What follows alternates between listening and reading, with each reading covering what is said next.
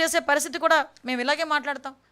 అంతే తప్పించి అవాస్తవాల్ని వాస్తవాలుగా చిత్రీకరించడానికి ఒక దండుపాలెం బ్యాచ్ లాగా కొంతమందిని బయటకు తీసుకొచ్చి ఇదే పనిగా సోషల్ మీడియాలో పోస్టులు పెట్టించి సోషల్ మీడియాలో నోటుకొచ్చినట్టు మాట్లాడించి తిరిగి మహిళల గురించి కించపరిచేటట్టు మాట్లాడించి రెచ్చగొట్టే విధంగా మాట్లాడించి ప్రజల్ని మభ్యపెట్టడానికో అభద్రతా భావానికి గురి చేయడానికో గనక ప్రయత్నం చేస్తే డెఫినెట్గా లీగల్గా మేము యాక్షన్ తీసుకుంటాం. ఇటువంటి సోషల్ మీడియా పోస్టుల మీద ఒక ఫ్యాక్ట్ ఫైండింగ్ కమిటీ కూడా మేము ఏర్పాటు చేసుకుంటాం. దాంతో భాగంగా వాళ్ళు ఇచ్చిన నివేదికల ఆధారంగా డెఫినెట్గా ఒక చట్టాన్ని కూడా తీసుకొచ్చి సోషల్ మీడియాలో అవాస్తవాలను వాస్తవాలుగా చిత్రీకరించడం ప్రయత్నించే ప్రతి ఒక్కరి మీద కూడా లీగల్గా చర్యలు ఉంటాయి. దయచేసి వీటి మీద అన్నిటి మీద కూడా మీరందరూ కూడా అలర్ట్గా ఉండాల్సిన అవసరం ఉంది. దయచేసి ఇంకో మాట చెప్పాలి. కొంతమంది అఫీషియల్స్ ఉన్నారు. ఈ అఫీషియల్స్ ఏం చేస్తున్నారంటే నిజంగా వాళ్ళకి రాజకీయంగా వాళ్ళు కొంచెం ముందుకెళ్ళాలి అనుకుంటే కనుక రిజైన్ చేసి వెళ్ళండి.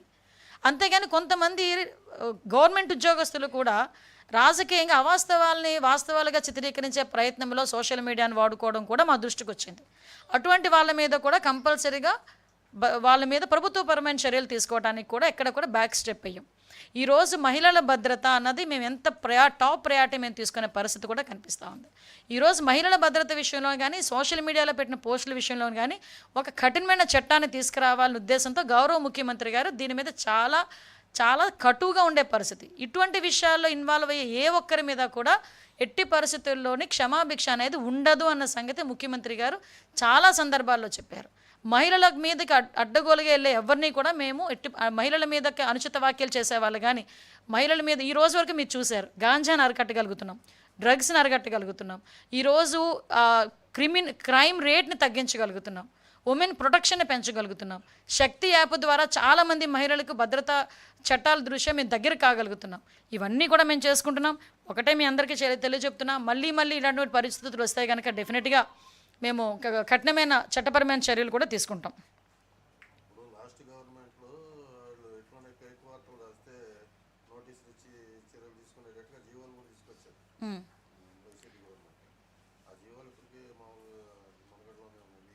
జీవోలు కాదండి సార్, చట్టమే తీసుకొస్తామండి.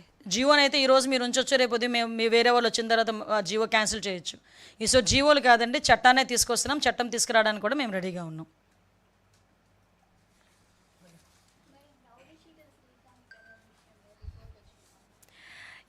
అది రిపోర్ట్ ఇంకా రాలేదండి.